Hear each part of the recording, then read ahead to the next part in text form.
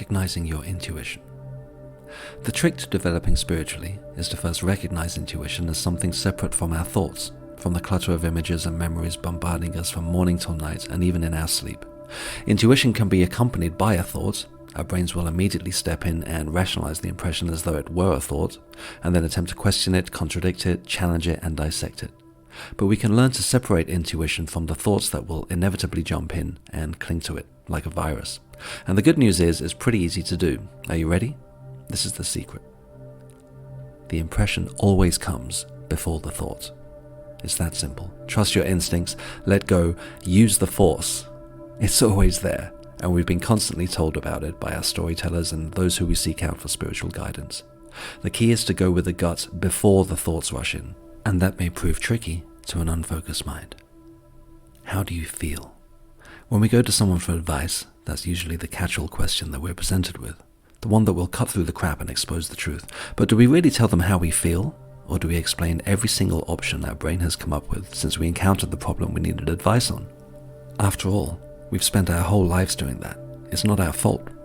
We're taught to think our way out of any given situation. And don't get me wrong, things do require thought. We couldn't bake a cake by instinct alone. We couldn't set up the new Ultra HD television with our feelings. We couldn't learn to drive a car by creating a mood board. And daydreaming and visualizing the future are wonderful things that we need our thoughts for. But in choosing to explore connection with our higher selves, our consciousness and spirituality, we need to first understand that our sharpest tool is our intuition, our inner knowing, that which blends with universal consciousness. And to begin to learn to access that space and to be able to go there at will, we first need to identify and learn the difference between reacting to our thoughts and going with our intuition.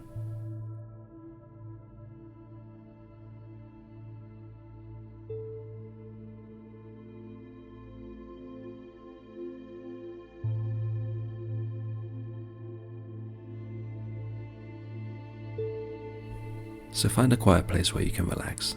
You can sit or lay down, whichever is most comfortable for you. Just make sure that you won't be disturbed for the next 10 minutes or so. Begin to pay attention to the physical. Concentrating on the breath is an effective tool to focus both the mind and the body. So close your eyes and focus on the inhale and the exhale of your breath and relax.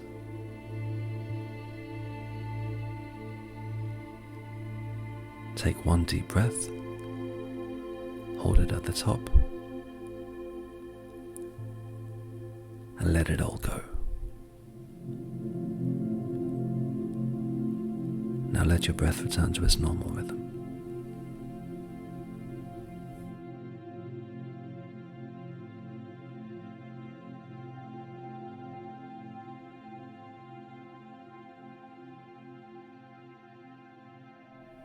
Imagine that your mind is a clear, white movie screen. The curtains have opened, revealing a blank canvas to project your thoughts onto.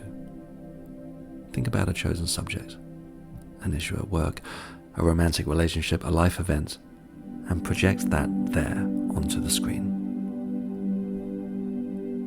Now notice any physical sensation that arises instantly in your body. There's no need to change anything, simply sense it and observe.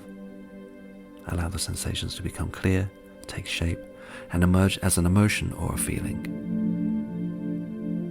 Recognize this feeling. No need to question it. Simply pay attention to your body's reaction when the feeling arises. Perhaps your jaw tightens, perhaps the shoulders tense, perhaps you get butterflies in your stomach. They're likely to be subtle, but they'll be there. Simply notice them and continue to breathe.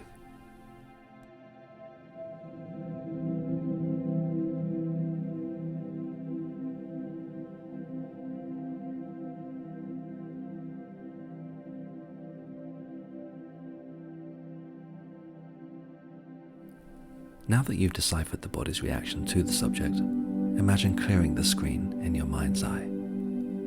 The curtains close, and when they reopen, the scene that you were projecting there has gone. Pay attention to your feelings and any subtle changes in your body now that the issue has been temporarily neutralized.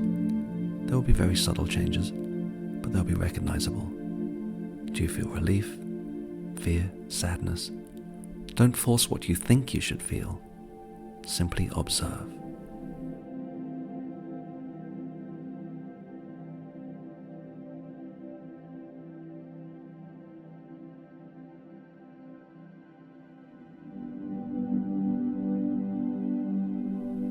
project your situation back onto the screen, or an entirely different one, anything that you choose.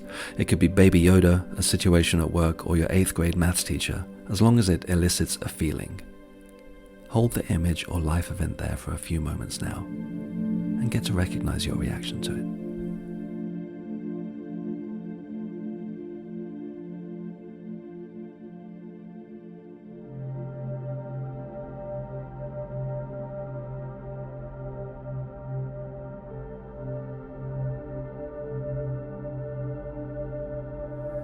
Pay attention to the feeling again. Pay attention to any subtle changes in your body. Then after a few moments, close the curtains and wipe that screen clean. Take note of any sensations that arise or disappear with the neutralizing of the subject.